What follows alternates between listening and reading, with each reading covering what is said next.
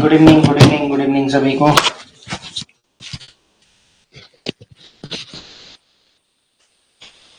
नमस्ते, good evening. मैं ठीक हूं, आप कैसे हैं सभी लोग?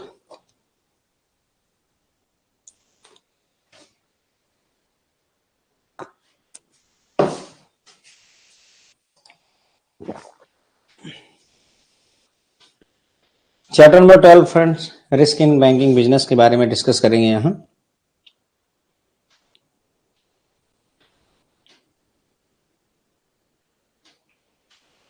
क्वेश्चन नंबर 1 की तरफ चलते हैं। गुड इवनिंग सभी को। From the risk management perspective, banking business lines can be broadly classified into which are the following major categories. तो बैंक जो बिजनेस करते हैं उनको किन कैटेगरीज में क्लासिफाई किया जा सकता है रिस्क मैनेजमेंट के पॉइंट ऑफ व्यू से?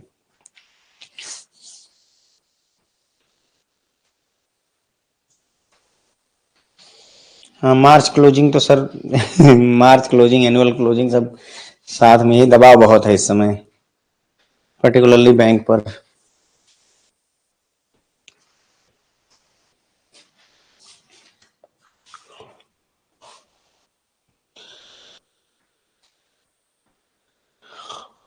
ठीक है, तो 3 तरीके के बिजनेस लाइन होते हैं।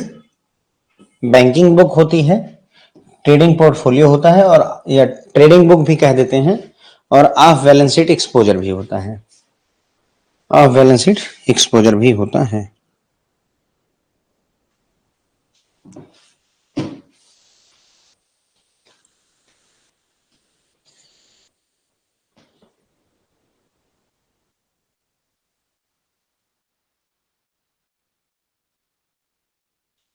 ठीक है, तो banking book, trading book, of balance sheet exposure, 3 तरीके के कैटेगराइजेशन हुए हैं हमारे risk management point of view से। बैंकिंग बुक, ट्रेडिंग बुक और ऑफ बैलेंस शीट एक्सपोजर। ठीक है, क्वेश्चन नंबर 2 की तरफ बढ़ेंगे। Which are the following best describe the banking book in banks operation? यानी बैंकिंग बुक में क्या आता है, सवाल ये है कि बैंकिंग बुक में क्या चीजें आती हैं।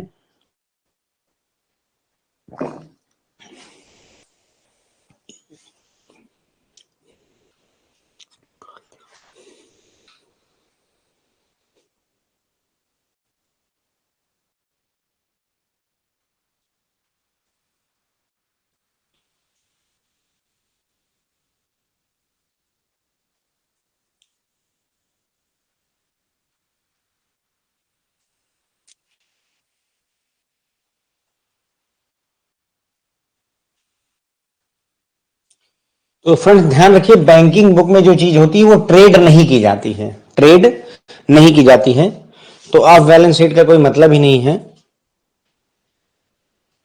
शॉर्ट टर्म प्रॉफिट वगैरह इसमें, मार्केटेबल सिक्योरिटी यानी कि ट्रेडिंग से रिलेटेड ये भी नहीं होगा। हेल्ड फॉर ट्रेडिंग पर्पसेस है ना, ये सब कुछ नहीं होगा। इसमें आता है ये चीजें, आपका loan, deposit, burrowing arising from commercial and retail banking activity से जो आता है।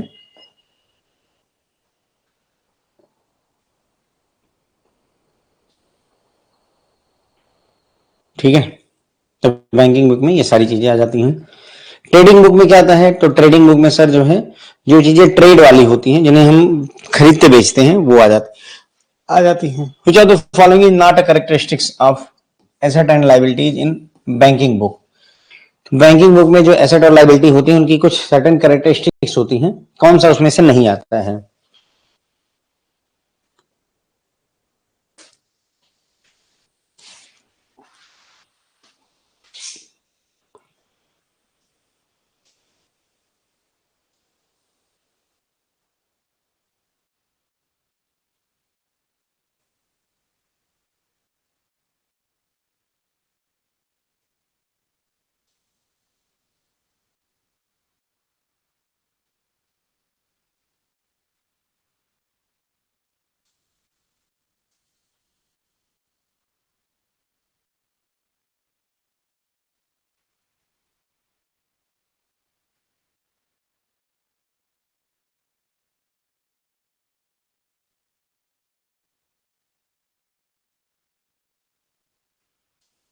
तो देखिए बैंकिंग बुक में जो एसेट लायबिलिटी होती है नॉर्मली हेल्ड अंटिल मेच्योरिटी, यानी इनको खरीदा बेचा नहीं जाता है, इनको होल्ड करके रखा जाता है।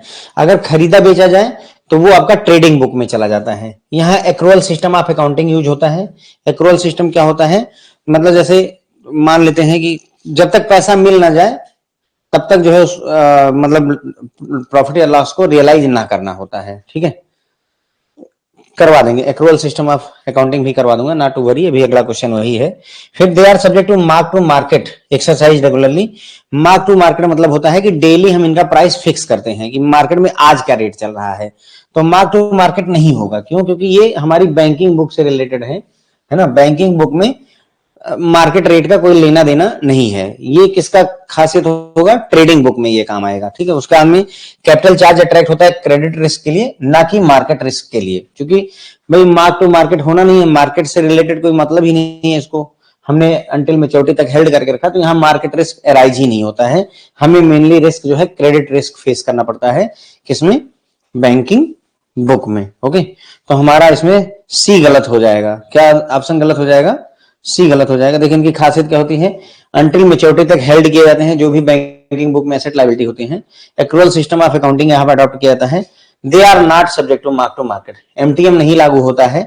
और यहाँ पर क्रेडिट रिस्क के लिए हमें कैपिटल पूंजी इकट्ठा करके रखनी होती है, मार्केट रिस्क के लिए नहीं।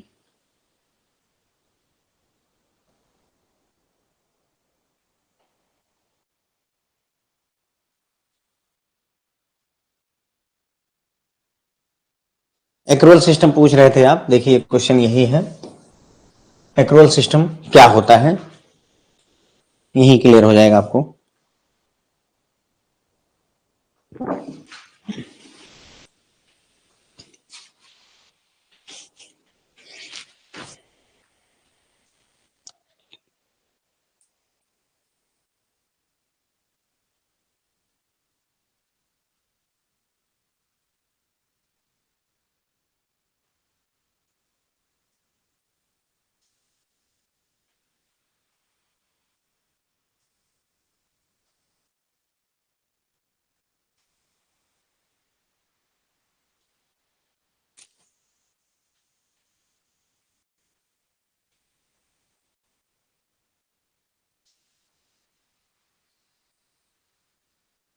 इस बार सर हाँ, मतलब इसमें हम क्या करेंगे, टॉप क्वालिटी के एमसीक्यू आपको करवाएंगे और साथ में न्यूमेरिकल भी करवाते चलेंगे, केस स्टडी भी करवाते चलेंगे, लेकिन इसी पैटर्न पर थोड़ा इस बार चलेंगे हम।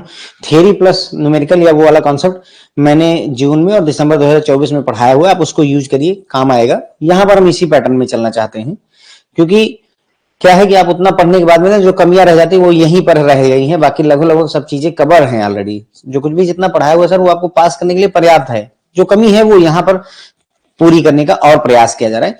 एक तरीके से हम इनहेंस ही कर रहे हैं, नया नहीं जोड़ रहे हैं ना, मतलब इनहेंसमेंट है कि चलो और हो सकता है इससे क्वेश्चन आ जाए। मे बी एक्रूअल अकाउंटिंग में भी मैंने पहले कभी ना पढ़ाया हो, थ्योरी में भी ना उतना बताया हो ना यहाँ बताया हो, तो यहाँ कवर करने का प्रयास चल रहा है। ठीक है, तो ये होता है एक्रूअल अकाउंटिंग सिस्टम। क्या होता है? Revenue is recorded when earned and expenses are recognised when incurred regardless of cash flow. मतलब कहने का कि कोई जब आप कमाते हैं तो ही उस रेवेन्यू को रिकॉर्ड किया जाता है बुक ऑफ अकाउंट में, और खर्चे को भी तभी बुक करिए जब जो है वो खर्चा हो एक्चुअल में। ठीक है, तो जैसे एक एग्जांपल अगर आप देखें, क्या होता है, मान लेते हैं कि आपको हर महीने आपके फादर 5,000 रुपए देते हैं खर्चे के लिए, फॉर एग्जांपल बता रहा हूं कि आपके फादर हर महीने आपको 5,000 रुपए देते हैं। ठीक है, तो जनरली वो 1 तारीख को दे देते हैं, एक मार्च को मिल जाता है, 1 अप्रैल को मिल जाता है, 1 मई को मिल जाता है। ठीक, ऐसा जनरली होता रहा है। लेकिन आप सोचो कि जून के महीने में अगर उन्होंने ये चीज 5 जून को पैसे आपको दिए, तो आपको क्या करना है, ये 5,000 रुपए मिलने की एंट्री, यानी मैंने 5,000 रुपए मिले हैं, इसकी एंट्री आपको 5 ही जून को करनी है, 5 जून को ही करिएगा, 1 जून को मत करिए। होना क्या चाहिए, 1 जून को पैसे आ जाने चाहिए, लेकिन मिले नहीं, तो जब तक कमाई हो ना जाए तब तक एंट्री ना करना ही एक्रूअल सिस्टम होता है। जब तक खर्चा हो ना जाए, जेब से निकल ना जाए जब तक पैसा, तब तक एंट्री ना करिए, तो उसे क्या बोलते हैं, एक्रूअल अकाउंटिंग बोलते हैं। एनपीए वगैरह में अगर आप देखेंगे तो एनपीए में ये कॉन्सेप्ट थोड़ा और समझ में आएगा। जैसे होता क्या है, हर महीने में मान लो 25 तारीख को ईएमआई बनती है। ठीक है, हर महीने की 25 तारीख को बंदा पैसे पे करता है, ठीक है। तो 25 तारीख को ईएमआई बनती है, मान लो 25,000 रुपए की, तो 25,000 रुपए की एक एंट्री जनरेट हो जाती है कि भाई इस महीने 25,000 आने हैं, ठीक है। लेकिन अगर वो पैसा दे ही ना अप्रैल का 25,000, तो एंट्री आप करके बैठे हो कि 25,000 मिलने हैं, मिले हैं नहीं, तो गड़बड़ हो जाती है। तो जब तक पैसा रियलाइज ना हो जाए, जब तक पैसा एक्चुअल में आ ना जाए, तब तक एंट्री ना करना ही एक्रूअल सिस्टम ऑफ अकाउंटिंग होता है। तो रेवेन्यू कब रिकॉर्ड करिए? जब आपने उसे कमा लिया हो, जब पैसे आपकी जेब में आ जाए कमा करके, तब उसे रेवेन्यू मानिए अपना, ठीक है। और उसी तरीके से खर्चा तभी मानकर चलिए जब वो खर्चा एक्चुअल में हो जाए। इंश्योरेंस गाड़ी का करवाना है, ठीक है, तो जिस दिन करवा लीजिए और पैसे जेब से चले जाए, उस दिन एंट्री बनाइए कि आज मैंने ये इंश्योरेंस का पैसा खर्चा किया। That's accrual system of accounting. Question number 5 है, which are the following assets are typically included in a bank's trading book? इनमें से कौन सा बैंक के ट्रेडिंग बुक में शामिल किया जाता है?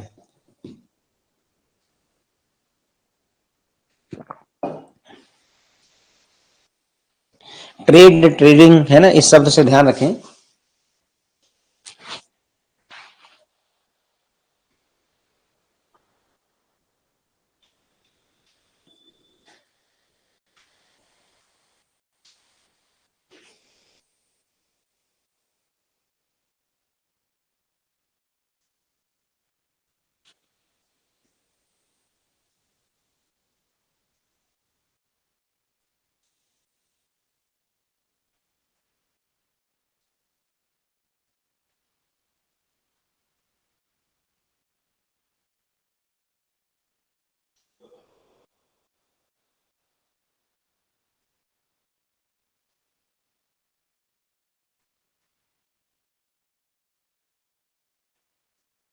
तो फिक्स्ड इनकम सिक्योरिटी हो गई, इक्विटीज हो गई, फॉरेन एक्सचेंज होल्डिंग हो गई, ये सब जो है मतलब ट्रेड किए जाते हैं। कमोडिटीज हो गई, डेरिवेटिव जो कि ट्रेडिंग या हेजिंग के लिए हैं, फाइनेंशियल इंस्ट्रूमेंट जो कि ओवर द काउंटर वगैरह परचेज सेल किए जाते हैं, ट्रेड। तो जितनी सारी चीजें हैं ये सब की सब फ्रेंड जो है आपकी ट्रेडिंग बुक का पार्ट होती हैं।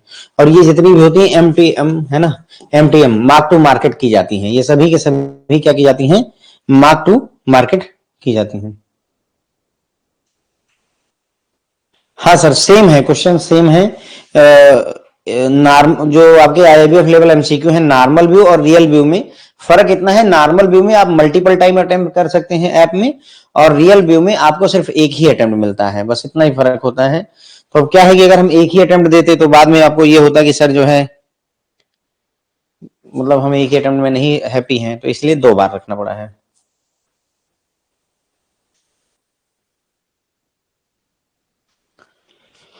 ठीक है, मार्क टू मार्केट का मतलब होता है सर, ऐसे समझिए जैसे मान लीजिए आपका कोई घर है, ठीक है, आज आपका कोई घर है, बोलते हैं इसकी वैल्यू 60 लाख रुपए है, ठीक है, आप बेचने जाते हैं 60 लाख रुपए मिलते हैं। एक महीने बीते तो पता चला कि अब ये 70 लाख रुपए का हो गया, महंगा हो गया। 2-4 महीने और बीते तो पता चला अब कोई इसको 65 लाख से ऊपर देने को राजी नहीं है, और समय बीता 50 लाख रुपए मांग रहा है। क्यों हो रहा है? क्योंकि मार्केट की एक्सपेक्टेशन के हिसाब से चीजों के दाम बढ़ते हैं, तो that is mark to market. Gold का प्राइस ले लीजिए, कभी 80,000 रुपए तोला चल रहा है ना, कभी 90,000 रुपए तोला चल रहा है, कभी 62,000 रुपए तोला चल रहा है, तो ये क्या हो रहा है? मार्क टू मार्केट है, डेली जो है इसकी मार्केट वैल्यू डिफाइन की जा रही है। ठीक है, एज पर RBI norms investment classification under held for trading HFT category are those that, तो हेल्ड फॉर ट्रेडिंग क्या होता है सर?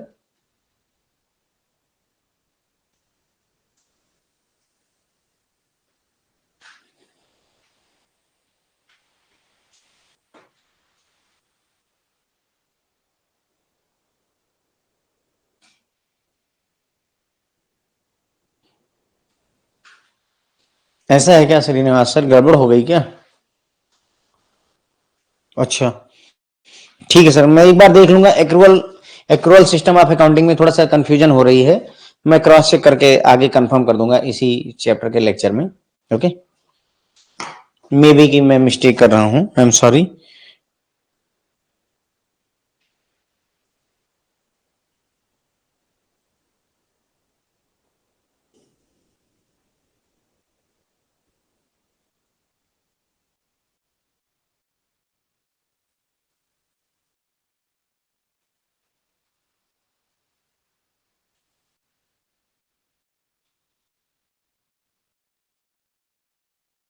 तो जो हेल्ड फॉर ट्रेडिंग होते हैं फ्रेंड्स, इन्हें जो है विद इन 90 डेज बेच दिया जाना चाहिए, ताकि जो शॉर्ट टर्म मार्केट मूवमेंट है उसका एडवांटेज लिया जा सके। ठीक है, तो held for trading,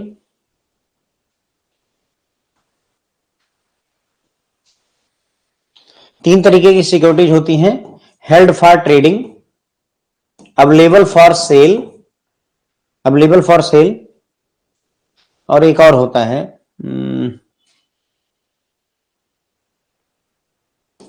held till maturity, HTM।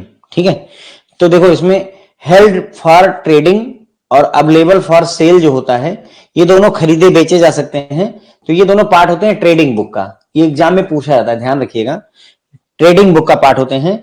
और हेल्ड टिल मेच्योरिटी, चूंकि मेच्योरिटी तक आप इसे होल्ड करके रखेंगे, तो ये पार्ट होते हैं बैंकिंग बुक का। किसका होते हैं सर? बैंकिंग बुक का पार्ट होते हैं। ओके, ध्यान रखेंगे, एग्जाम में पूछा था ये question. Held for trading, trading के लिए होल्ड करके ही रखा है। अवेलेबल फॉर सेल, बेचने के लिए अवेलेबल है। तो ऐसी सिक्योरिटी ट्रेडिंग बुक का पार्ट होती हैं। ऑब्वियसली ट्रेडिंग बुक का ही पार्ट होंगे कि इन्हें ट्रेड किया जाएगा। और हेल्ड टिल मेच्योरिटी, मेच्योरिटी तक आप होल्ड करके रखेंगे, तो दैट इज बैंकिंग बुक का पार्ट। ये क्वेश्चन एग्जाम में पूछा जा चुका है, सो प्लीज नोट रखें। ओके, तो ये 90 दिन के अंदर बेच दिया जाते हैं हेल्ड फॉर ट्रेडिंग वाली जो सिक्योरिटीज होती हैं।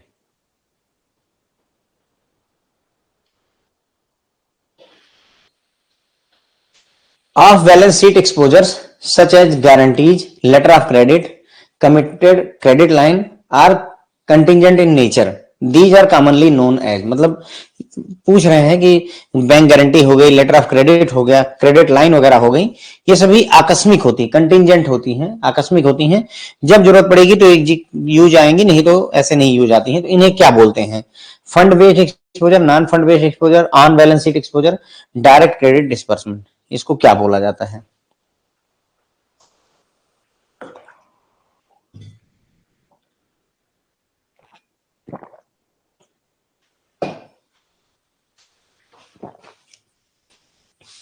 ठीक है, तो उसमें कहीं फंड वगैरह का इन्वॉल्वमेंट नहीं रहता है, तो आंसर आसानी से हम बता सकते हैं कि हाँ ये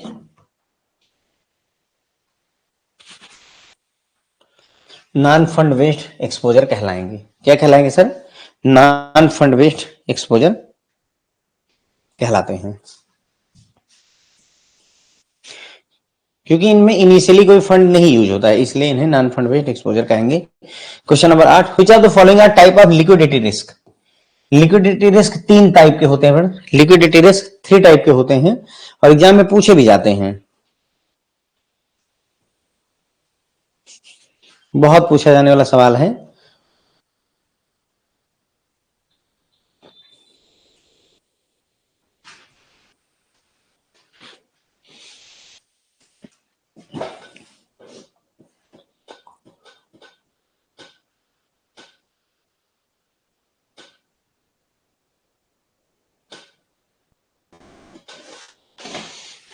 ठीक है, तो 3 तरीके के होते हैं फ्रेंड, फंडिंग रिस्क होता है, टाइम रिस्क होता है, और कॉल रिस्क होता है। फंडिंग रिस्क, टाइम रिस्क और कॉल रिस्क, ये 3 तरीके के लिक्विडिटी होते हैं।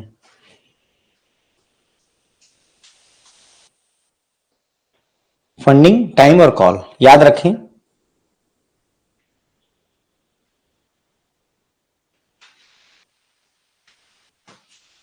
What does funding risk in bank refer to?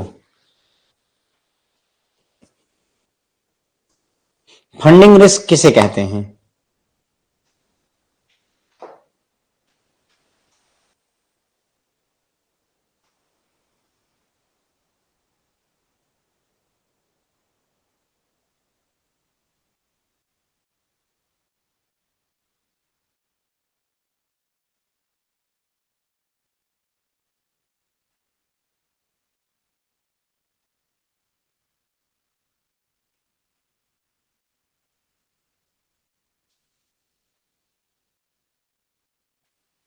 ठीक है, तो क्या होता है कि अगर अनएक्सपेक्टेड विड्रॉल्स वगैरह हो जाएं या डिपॉजिट रिन्यू ना हो, तो उसकी वजह से जो नेट आउटफ्लो हो जाता है वो प्रॉब्लम में फंस जाता है। मतलब लोग विड्रॉ करके चले जा रहे हैं, एफडी पैसे हैं नहीं, तो उस केस में फंड के इश्यू होते हैं, उसे ही फंडिंग रिस्क कहा जाता है। सो आंसर इज बी, ठीक है। Need to replace net outflow caused by unexpected withdrawal or non renewal of deposit, मतलब एफडी हो नहीं रही है या एफडी विड्रॉ हो जा रही है और हमें लोन देना है तो पैसे कहां से आएंगे, तो फंड की कमी हो जाएगी, that's why funding risk is there.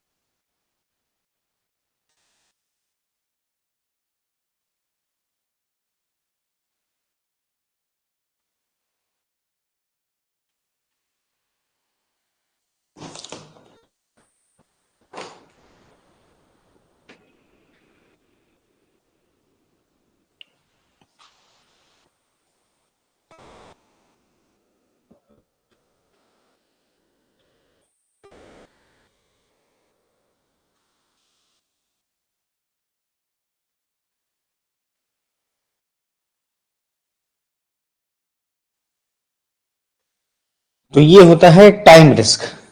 क्या होता है फ्रेंड्स? Time risk. देखिए यहां पर which of the following risk arises from the need to compensate for non receipt of expected inflow of the fund, मतलब जो उम्मीद थी इनफ्लो होना था कैश का, वो इनफ्लो नहीं हो पाया। जैसे ईएमआई का पैसा आना था, ईएमआई नहीं आई, अकाउंट एनपीए हो गया, तो वो सारे केसेस में जो रिस्क अराइज होता है उसे हम टाइम रिस्क कहते हैं। क्या बोलते हैं?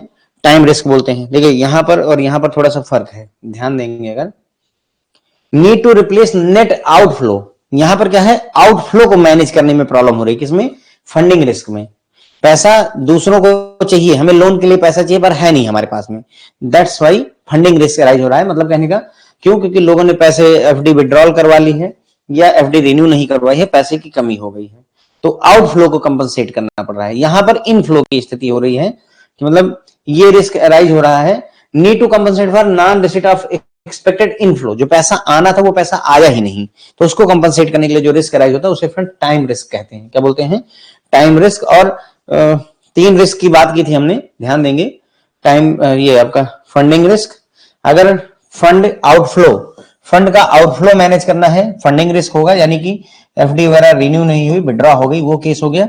टाइम रिस्क, ईएमआई वगैरह नहीं आई, यानी फंड का इनफ्लो नहीं हो पाया। और कॉल रिस्क में क्रिस्टलाइजेशन होता है। क्या है? एक कीवर्ड याद रखिएगा, क्रिस्टलाइजेशन एक कीवर्ड याद रखिएगा, वो कॉल रिस्क से रिलेटेड है। एग्जाम में कई बार मैच द फॉलोइंग में पूछ लेते हैं। ये क्वेश्चन मैं रख भी दूंगा आगे, बट यस याद रखें, ठीक है। तो ये हो गए हमारे 10 क्वेश्चन। मैं एक बार इसको फिर से रिव्यू करवा देता हूं आपको फटाफट, जो लोग लेट ज्वाइन करते हैं।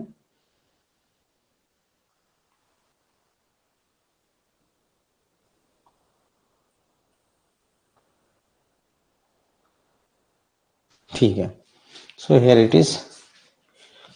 तो सर पहला क्वेश्चन है कि रिस्क मैनेजमेंट के पॉइंट ऑफ व्यू से जो बैंक का बिजनेस होता है उसको कितनी कैटेगरी में बांटा गया है? तो 3 कैटेगरी होती है। बैंकिंग बुक होती है, ट्रेडिंग पोर्टफोलियो ना लिख करके, अगर ट्रेडिंग बुक भी लिखा हो तो it is okay. Trading book होती है और ऑफ बैलेंस शीट एक्सपोजर होता है। ये 3 होते हैं, ठीक है। बैंकिंग बुक, ट्रेडिंग बुक और of balance sheet exposure. Of balance sheet में आपका जो लेटर ऑफ क्रेडिट हो गया, बैंक गारंटी वगैरह, ये सारी चीजें आ जाती हैं।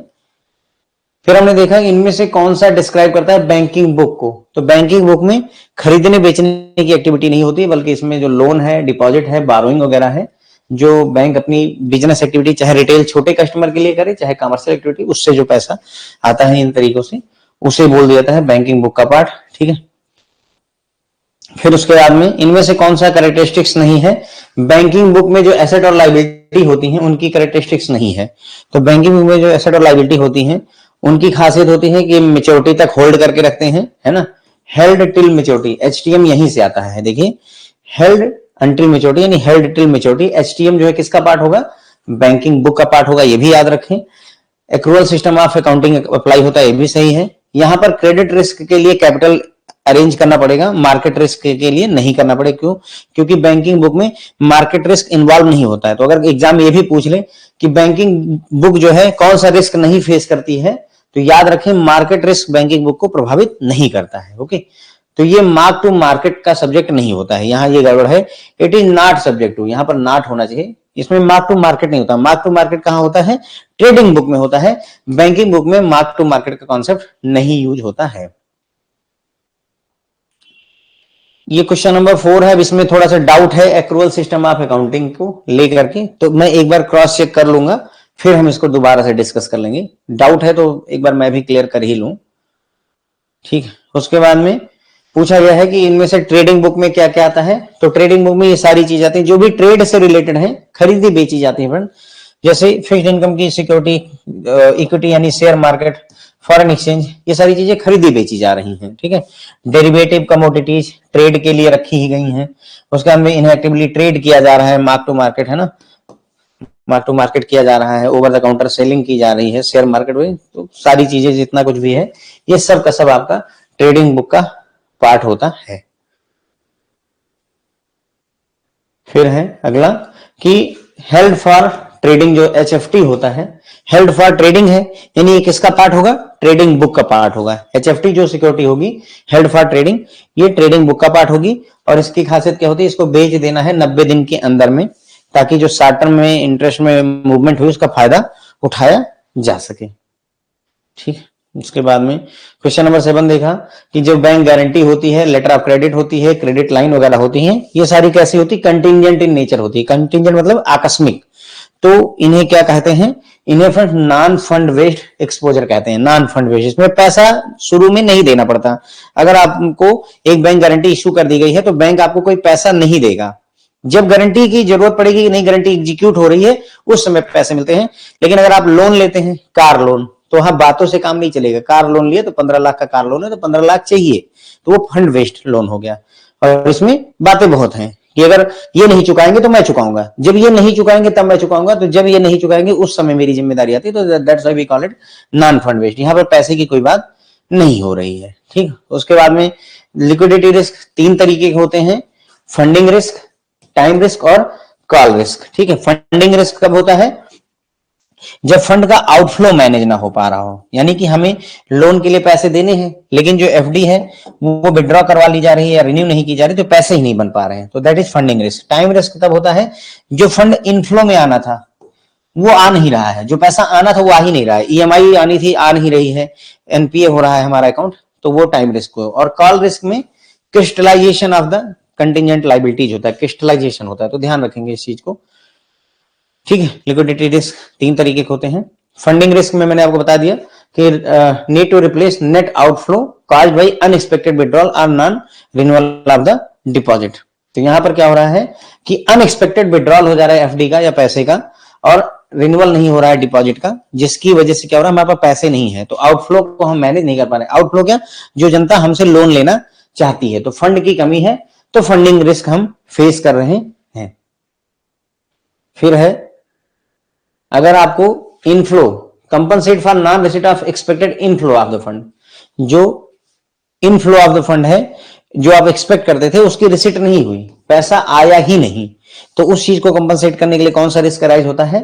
टाइम रिस्क अराइज होता है। ईएमआई आनी थी पर आया नहीं है, तो दैट इज टाइम रिस्क हो गया। उसके बाद में ये अगला क्वेश्चन हमारा है question number 11। Interest rate risk is adverse impact on bank's earning due to. Thank you Ajit sir.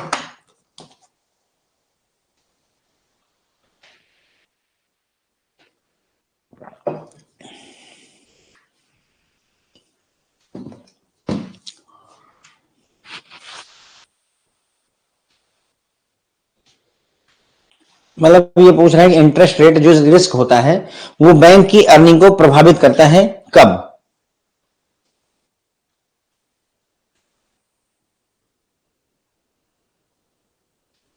जब एक्सचेंज रेट में फ्लक्चुएशन होता है, जब इन्फ्लेशन बढ़ती है, जब क्रेडिट डिफॉल्ट हो जाता है, या जब इंटरेस्ट रेट चेंज होता है, तो किस केस में हमारे बैंक की अर्निंग पर एडवर्स इंपैक्ट पड़ेगा?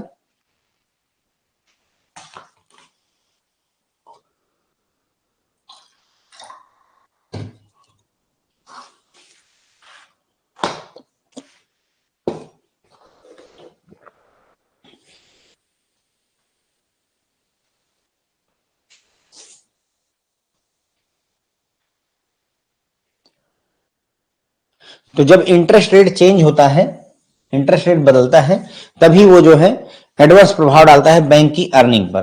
कौन सा रिस्क? इंटरेस्ट रेट रिस्क तभी प्रभाव डालेगा अर्निंग पर, कमाई पर, जब इंटरेस्ट रेट चेंज होगा। जब इंटरेस्ट रेट चेंज होता है तब।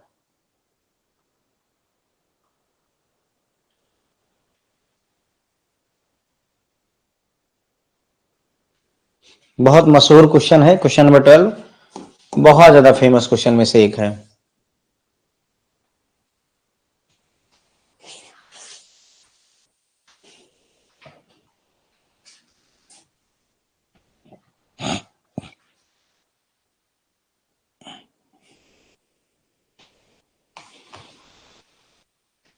तो जब इंटरेस्ट रेट और डिफरेंट एसेट और लाइबिलिटी का डिफरेंट मैग्नीट्यूड में चेंज होता है, डिफरेंट एसेट्स और डिफरेंट लाइबिलिटीज का इंटरेस्ट रेट डिफरेंट मैग्नीट्यूड में चेंज होता है, तो उसे क्या कहते हैं?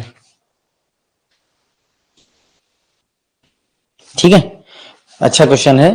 तो जब भी एसेट और लाइबिलिटी का इंटरेस्ट रेट तो बदले लेकिन सेम मैग्नीट्यूड में ना बदले, तो फ्रेंड्स उसे बेसिस रिस्क कहा जाता है। बहुत पूछा जाता है क्वेश्चन, बहुत ज्यादा पूछा जाता है। मतलब सोचो, एसेट है, एसेट मतलब बैंक के लिए एसेट क्या होता है? लोन वगैरह, ठीक है। और अगर एसेट है उस पर इंटरेस्ट रेट 8% था, और कोई लाइबिलिटी है, लाइबिलिटी बैंक के लिए क्या होती है? जैसे एफडी हो गई, सेविंग अकाउंट वगैरह हो गया, इस पर इंटरेस्ट रेट मान लो 6% था, ठीक है। अब एसेट का इंटरेस्ट रेट 8% से बढ़ करके मान लो 1.5 गुना हो गया, तो 12% हो गया, ठीक है। यानी कि ये 8% से बढ़ करके 1.5 गुना हो गया, 12%। जबकि एफडी पर इंटरेस्ट रेट बढ़ा लेकिन हार्डली 1% बढ़ा। तो एसेट पर तो इंटरेस्ट रेट अलग मैग्नीट्यूड में चेंज हुआ, 1.5 टाइम्स हुआ या 1.0 समथिंग टाइम्स हुआ। तो ऐसा अगर चेंजेस आ रहा है तो फ्रेंड्स उसे कौन सा रिस्क बोलते हैं? बेसिस रिस्क बोल दिया जाता है। क्या बोल देते हैं? Basis risk. बहुत पूछा जाने वाला सवाल है sir. Forex risk, also known as exchange risk, arises when a bank. मतलब फॉरेक्स रिस्क कब बनता है, या उसे ही एक्सचेंज रिस्क भी कहते हैं। ध्यान रखें, दोनों नाम बदल बदल कर यूज किए जाते हैं। एक्सचेंज रिस्क कह लीजिए, फॉरेक्स रिस्क कह लीजिए। तो ये कब अराइज होता है?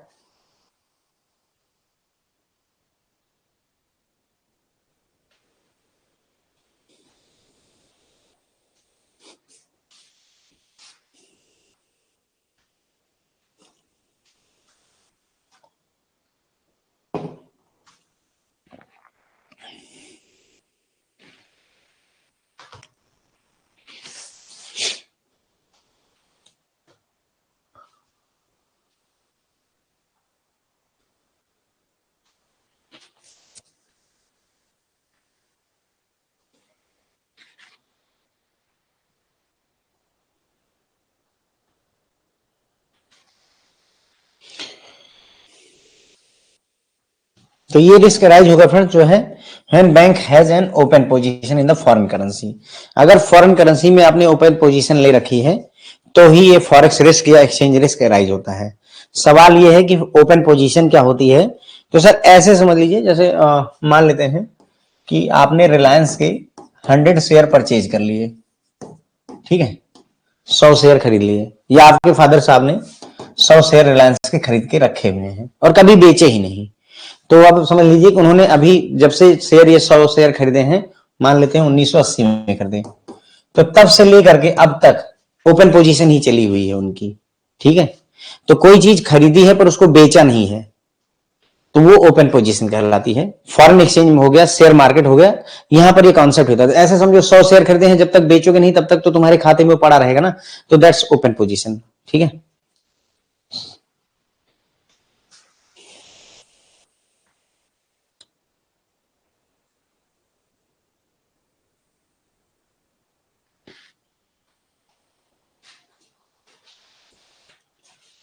Market liquidity risk, market liquidity risk कब होता है व्हेन अकर्स?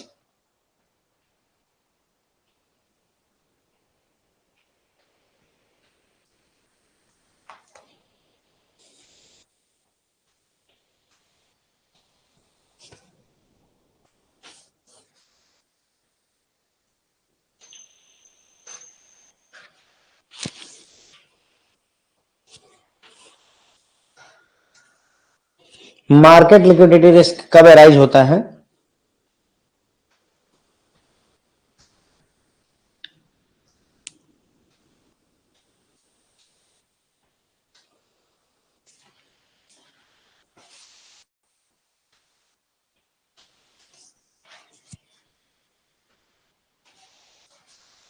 तो ये होता है friends, can not, bank can not execute a large transaction at the prevailing market price. जिस मार्केट रेट पर वो ट्रांजेक्शन हो रही है उतने पैसे ही नहीं है आपके पास में। मतलब सोचो कि 100 रुपए का एक शेयर बिक रहा है और आपने 2 करोड़ शेयर खरीदे हुए हैं, तो 200 करोड़ रुपए आपके पास होने चाहिए, पर आपका 200 करोड़ रुपए नहीं है। तो जिस रेट पर उस ट्रेड को कंप्लीट करना, उतने पैसे करना हो, तो कौन सा रिस्क फेस करेंगे? Market liquidity risk. यानी लिक्विडिटी की कमी तो है हमारे पास, लेकिन मार्केट के पॉइंट ऑफ व्यू से है कि मार्केट में उतना पैसा हम लगा नहीं पा रहे हैं, अपना डील को कंप्लीट नहीं कर पा रहे हैं, तो that is market liquidity risk. फिर आ जाता है क्वेश्चन नंबर 15 और ये लास्ट क्वेश्चन है, country risk a form of credit risk arises when. ध्यान रखें, कंट्री रिस्क जो होता है वो क्रेडिट रिस्क का ही एक फॉर्म होता है।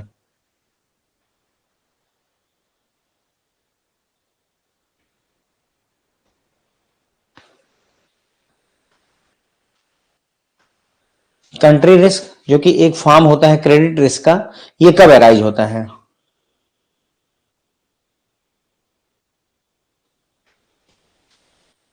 तो एक कंट्री में ही कुछ प्रॉब्लम हो गई है जिसकी वजह से हमें ये रिस्क फेस करना पड़ता है। तो बारवर की गलती नहीं है, मार्केट में वोलेटिलिटी का कोई मुद्दा नहीं है, एक्सचेंज रेट फ्लक्चुएशन से कोई नहीं है। गवर्नमेंट क्या कर रही है? इंपोज कर रही है रिस्ट्रिक्शंस। जैसे अभी आजकल ट्रंप जो है लगे पड़े हैं, है ना, तरह तरह के बवाल काटे पड़े हैं। तो वो जो प्रॉब्लम क्रिएट हो रही है अभी मौके पर, वो कंट्री रिस्क ही फेस करनी पड़ेगी हमें। क्योंकि क्या हो रहा है कि मना कर रहे हैं ना कि हमें 100% हम भी टैक्स लगाएंगे, ये वो करेंगे। तो इस वजह से जो गवर्नमेंट इम्पोज रिस्ट्रिक्शंस होती हैं, जिसकी वजह से रोक दिया गया कि आपको पेमेंट नहीं करनी है, तो किस तरीके का रिस्क फेस करेंगे हम? कंट्री रिस्क फेस करेंगे। और कंट्री रिस्क जो है क्रेडिट रिस्क का ही एक फॉर्म है। ठीक है, तो बस यहीं पर अपने क्वेश्चन 15 खत्म हो जाते हैं। फटाफट से मैं आपको ये 5 क्वेश्चन दोबारा से रिव्यू करवा देता हूं, एंड आफ्टर दैट क्लास खत्म कर दी जाएगी। कल फिर मिलेंगे, चैप्टर नंबर 12 कंटिन्यू करेंगे। ओके। इंटरेस्ट रेट रिस्क जो है बैंक की अर्निंग पर बुरा प्रभाव कब डालता है? जब इंटरेस्ट रेट चेंज होते हैं, प्लस या माइनस दोनों हो सकते हैं। चलिए, बहुत अच्छा है अगर आपके सारे सही हैं, वेरी गुड। ठीक है, तो इंटरेस्ट रेट रिस्क जो है बैंक की अर्निंग को कब प्रभावित करता है बुरी तरह से? जब इंटरेस्ट रेट चेंज होता है। उसके बाद में फिर हमने देखा कि अगर एसेट और लाइबिलिटी का इंटरेस्ट रेट चेंज हो रहा है, लेकिन उसका मैग्नीट्यूड अलग अलग है, डिफरेंट मैग्नीट्यूड से चेंजेस हो रहे हैं, तो उसे जो है क्या बोलते हैं? Basis risk. हाँ, कल संडे है पर अपन क्लास कंटिन्यू करेंगे, क्योंकि संडे को आप लोगों की छुट्टी रहती है। बंद रखेंगे वेडनेसडे के दिन, ओके, बुधवार के दिन छुट्टी रखेंगे, बाकी हर दिन रहेगा, क्योंकि छुट्टी रहती तो आप लोग भी पढ़ने के लिए फ्री रहते हैं, तो बेहतर रहेगा। ठीक है, तो ये बेसिस रिस्क होता है फ्रेंड्स। ध्यान रखिए, क्वेश्चन नंबर 12 बहुत बार पूछा गया, 12 नंबर क्वेश्चन बहुत बार पूछा गया है। फिर है फॉरेक्स रिस्क जो होता है, या उसी को एक्सचेंज रिस्क कहते हैं। ये कब अराइज होता है? जब बैंक ने कोई ओपन पोजीशन ले रखी हो फॉरेन करेंसी में। अगर फॉरेन करेंसी में, ठीक है सर, देखते हैं अगर हो पाएगा तो संडे को कल 2 क्लासेस अरेंज की जाएंगी, एबीएम और बीएफएम दोनों की करने का प्रयास करेंगे। ठीक है सर, और छुट्टी भी रहती है तो मेरे ख्याल से एक क्लास 8 बजे से करते हैं और दूसरी क्लास 9 बजे से करते हैं, मेरे ख्याल से सही रहेगा, है ना? या और पहले कहिए तो 7:30 से एक कर दें और एक 8:30 से कर ली जाए, जैसा आप कहिए। एक तो 8:30 से फिक्स है, एक 7:30 से कर ली जाए ना। मार्केट लिक्विडिटी रिस्क कब आता है? मार्केट लिक्विडिटी रिस्क, लिक्विडिटी तो है लेकिन मार्केट का प्रॉब्लम है।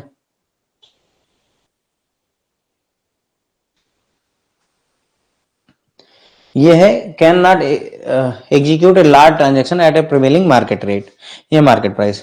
तो प्रिवेलिंग मार्केट प्राइस जो चल रहा है उस पर अगर किसी ट्रांजेक्शन को एग्जीक्यूट नहीं कर पा रहा है, बैंक सक्षम नहीं हो पा रहा है, सर एबीएम में भी चैप्टर नंबर 12 ही डिस्कस करेंगे ना। चैप्टर नंबर 12 का पार्ट 1 हो गया था, एक पार्ट कर चुके हैं, पार्ट 2 डिस्कस करेंगे अगर करेंगे तो, ठीक है। तो मार्केट लिक्विडिटी रिस्क कब होता है? जब कोई बड़ी ट्रांजेक्शन है जिसको जो है मार्केट रेट पर एग्जीक्यूट ना किया जा सके। उसके बाद में कंट्री रिस्क जो है, क्रेडिट रिस्क का ही एक फॉर्म होता है कंट्री रिस्क। ये कब अराइज होता है? जब गवर्नमेंट क्या करती है, इंपोज कर देती है किसी तरीके का रिस्ट्रिक्शन जिसकी वजह से पेमेंट नहीं कर पाते हैं।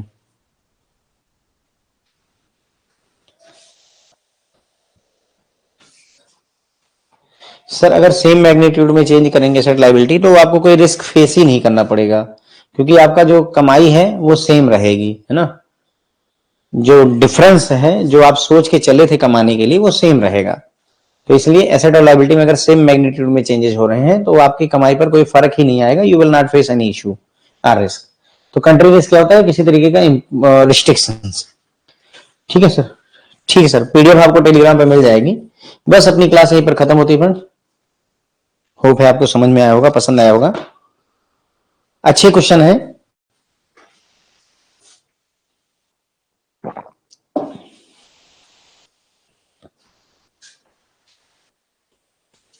नहीं, सिर्फ थ्योरी बेसिस पर नहीं क्लियर होगा एबीएम बीएफएम। इतना कठिन नहीं पूछते सर, जो है इतना कठिन नहीं पूछते हैं न्यूमेरिकल, आप जानिए। और अगर कठिन पूछेंगे तो आप सॉल्व भी नहीं कर पाएंगे, ध्यान दीजिए। अगर बहुत कठिन पूछेंगे तो आप उसे सॉल्व भी नहीं कर पाएंगे। तो जितना इजी इजी है उतना तो पढ़ करके बैठिए एग्जाम में न्यूमेरिकल सॉल्व करने के लिए। टेलीग्राम लिंक सर सिंपल है, आप टेलीग्राम पर जाइए, यही सर्च कर लीजिए CIB विद अशोक, आपको मिल जाएगा हमारा चैनल। 50-55 हजार सब्सक्राइबर है वहां पे। You can join us, okay.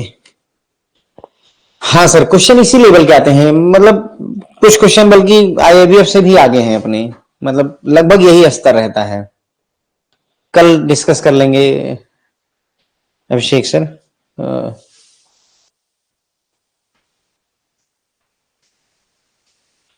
Number of questions, ठीक है, देख लेते हैं। अगर नंबर 45 मिनट हो जाते हैं, हम 8:30 बजे शुरू करते हैं, 9:15 बज जाता है।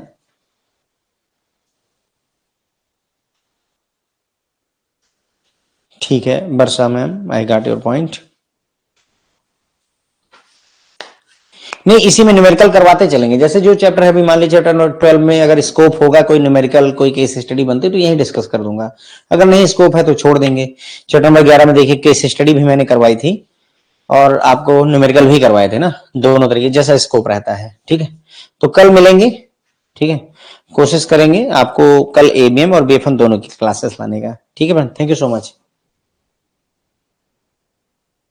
गुड नाइट सभी को, गुड नाइट।